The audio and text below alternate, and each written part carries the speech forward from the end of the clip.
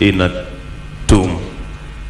Right now, Mzee is wearing the uniform he donned for number 1 functions, but tomorrow we'll be wrapping him in the sheets. We'll extract him from the casket and lay him in the ground so that he can return to us dust as quickly as possible, just the way he wanted it, and just following the man he admired the most, Jesus Christ. Your Excellency, my father always alikuwa na mambo matatu kama wewe, not the same, but all his speeches were divided into 3. Today I'll divide it into 4 because he was a Foster General. Firstly, you heard from Bishop Lled about his love for God. Somewhere in that helicopter wreck is his Bible, which was his most precious possession. Anyone who worked with him in DHQ, MAB, lab, wherever, can attest that he always had a Bible with him. And I am hoping they're able to retrieve it from the accident. I'd want to keep it as a memento, and for the rest of the family as well. His Bible meant a lot to him, and between me and him, the rest of the family, my mom and my wife, were a bit slow, but we'd always engage in a competition for reading the Bible and discuss the mortality and all these things of life.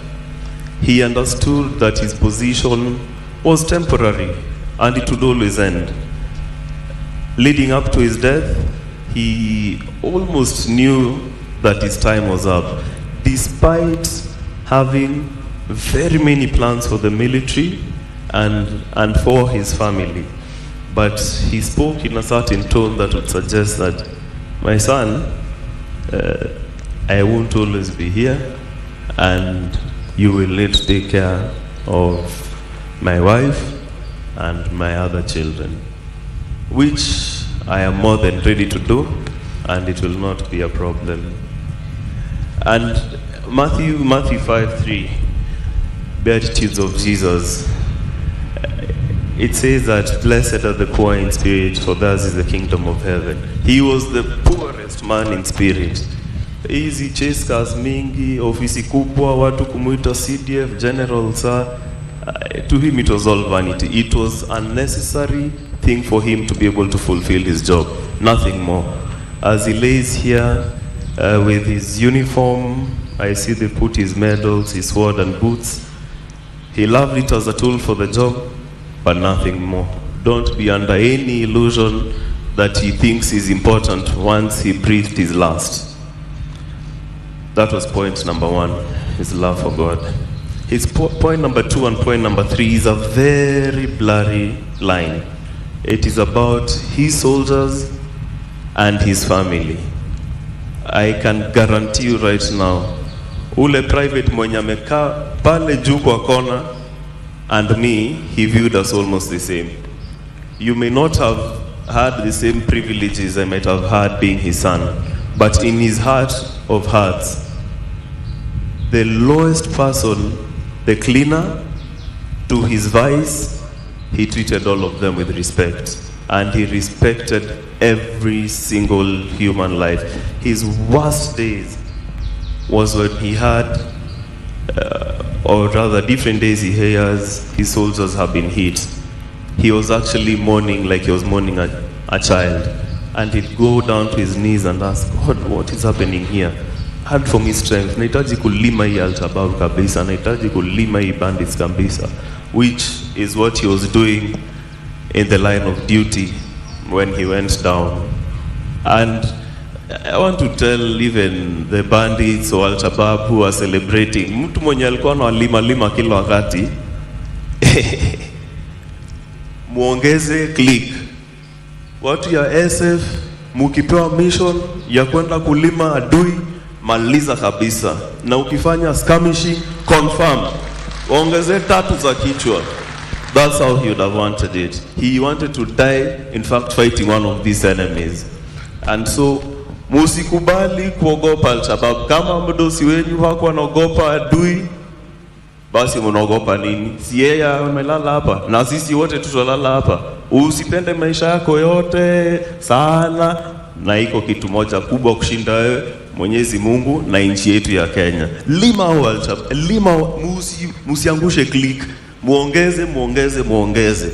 Watu ya Boni endeleeni kuongeza click kabisa, because his ultimate dream was to have a fully peaceful Kenya. Hii mambo ya watu kugongo hitting civilians left, right and center, he had told me many times, General Karangi started that side, I will finish it. He may not be the one to finish it, but all of you now have a responsibility. Musiangushe hiyo click, wekeni juu. And he always used to say, kazana, weka kazi mbele na Mungu mbele. Na ulime adui kabisa. Lima adui, atakufanyia nini? Utakuja hapa, we'll celebrate you, but Kenyans will remain safe. Those tears of the women in Baringo and their children and the people who are displaced, they won't go in vain. Hata sasa wenye wako deployed huko, wenye walichukua mili zao kwa ndege, don't despair, kazi inaendelea. He's gone, amri bado iko. Since ametoa amri, hiyo mahali lazima ifagiliwe kabisa, na hivyo ndio itakuwa. That was point number 2 and 3. I'll talk about his family briefly. He really loved his wife, and he loved us also as a family, and he did everything for us.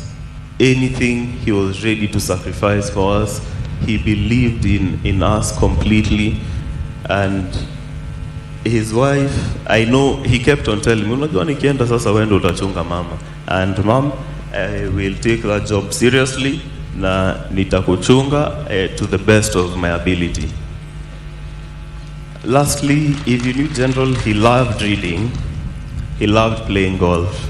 I know his golf buddies really miss him. And he said in an interview, when Excellency appointed him, was the last time he played. And just when we were talking on Saturday, I told him, sasa ukiretire, itakuwa aje? And he told me, I look forward to going back to golf. But his primary consideration always was this great nation of Kenya. He loved it, and in his death, he wishes that Kenya will remain totally secure, free from external influence, and any Kenyan, be it from Baringo, Chemolingot, Lamu, Mandera, Wajir, any corner of this country, he wanted them to be safe. A child to go to school, get an education, pursue their dreams, and he died doing that. And there is no greater death for him. He loved, besides his golf reading, I believe, we as a family genuinely believe General had more than 24 hours in a day. Because in a day, Tuesdays and Fridays, in fact, we are normally here. This Tuesday, we were here doing the Defense Forces physical readiness test. He said, if I'm the general, I have to show that this test is possible. And ironically, he did, I think, the most press-ups of everyone here. Not the most press-ups, but the most push-ups. We did push-ups. He did 80 of them at his age, over 60. He did press-ups, I think about 50, and he ran 3.2 kilometers in about 19 minutes, which is absolutely phenomenal for his age. So pia nyinyi muko huko juu, watu ya vitambi, fuateni mwenende ya general. So unaona metosha kwa sanduku vizuri, hawaja finya toshe vizuri. And so, lastly, as I finish,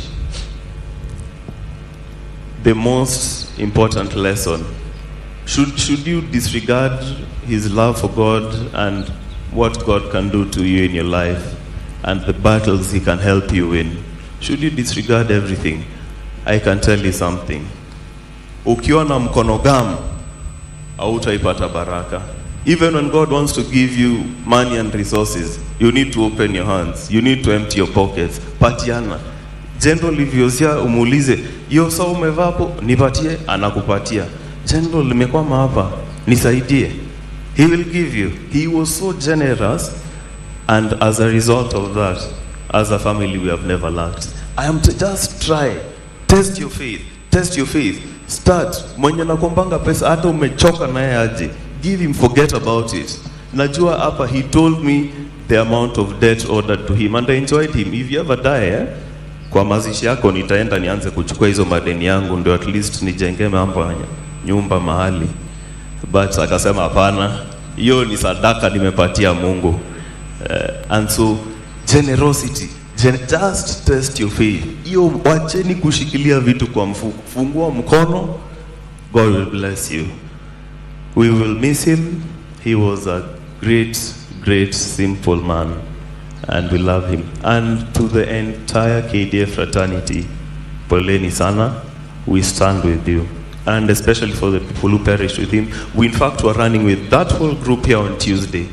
And Tuesdays and Friday were his days. If I can ask, kwa makambi zenyu, chukweni your fitness serious, mkwe kimbia, so that at least you can take the physique and also better your own health.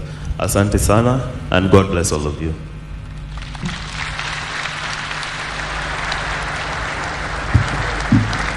Thank you very much, Joel, for such a rich tribute to your dad, General Francis Omondi Ogola. Your Excellency, it is now my singular honor and pleasure duty to invite the ACDF P&L to read the biography and thereafter invite the VCDF. ACDF, sir.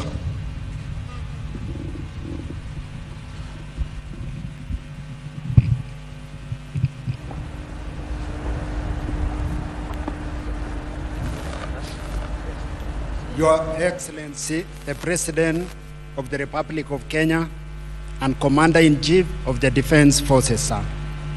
Permit me to ride on established protocols. I have the honor and singular duty to read the biography of the late General Francis Omondi Ogola. My name is Major General David Ketere, the Assistant Chief of Defense Forces in charge of personnel and logistics. The late General Ogola was my mentor, and I was directly answerable to him on personnel and logistic matters. General Francis Omondi Ogola was born on 12th February 1962 in Siaya County. He was enlisted into the Kenya Defense Forces as an officer cadet on 2nd May 1984 and commissioned as a second lieutenant on that May 19